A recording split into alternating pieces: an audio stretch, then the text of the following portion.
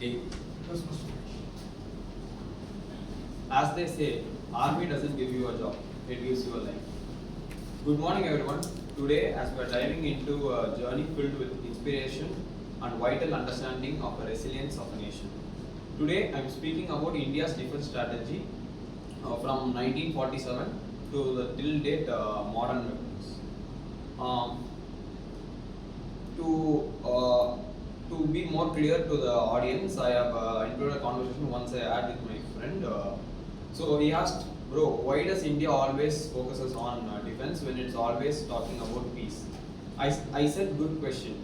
And I said, the defense strategies, improvement in defense strategies not only for showcasing our power, but to also emphasize our stand on peace. So he said, how so? Then I really said that India from 1947 till to date has faced many challenges, and the approach to each challenge has evolved over the period of time. So I said to focus more on peace side than first use of weapons. India's defense strategy has evolved over the time. So let's jump back to 1947. In 1947, when India got the independence, there was an air of excitement for the future developments and also an uncertainty on how the country will be united. So the first stand of India's defense or military was to be defensive. Why?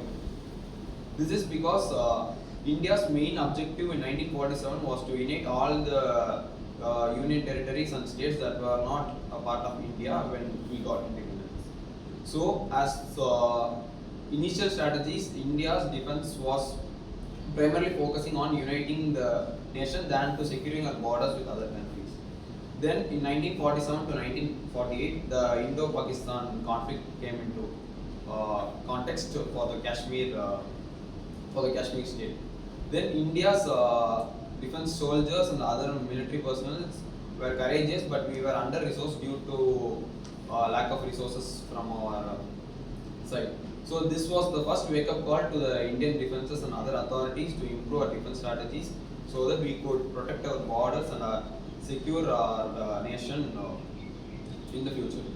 So after 1948, came the 1948 became the Cold War between the US and NATO allies versus the Soviet Union and Warsaw. So this was a period when India has to take a stand on either of the sides, but India took a unique way of non-alignment. Non-alignment is a strategic independence in which the country does not choose any superpower on either sides, but to remain out of the tensions of the superpower. But also there was a bit of disadvantage in non-alignment due to the fact that India has to be on its own to defend its borders without relying on the US or the Soviet Union. Then came the 1960s. In the early periods of 1960s, the 1962 came the Indo-China War, which was a very humiliating defeat for India. This also opened an eye for the authorities to focus more on defense and show the weakness points of Indian defenses all over the country. So again, after the war, India focuses more on the defense side and invested huge amounts of money to build nations' military technologies and other weapons. So after 1962, India weapon system has developed to an extent that in 1965, another conflict with Pakistan, we were in an advantage state and we won over them. So this shows that India's defense has been evolving over the time. Then came 1970s. In 1970s, India focuses on nuclear weapon technologies, and in 1974, India tested its first nuclear weapon in Pokhran under the rule of Vajpayee, our ex-prime minister. This made other countries to look in India as an weapon superpower, as India has tested its first military nuclear missile, and this also made other countries to be more strategically around India's stand, as it also become a nuclear superpower in the upcoming years. In 1990s, after the Soviet Union has faced defeat and dissolved, India's aim was to focus mainly on economic growth and relationship with other countries.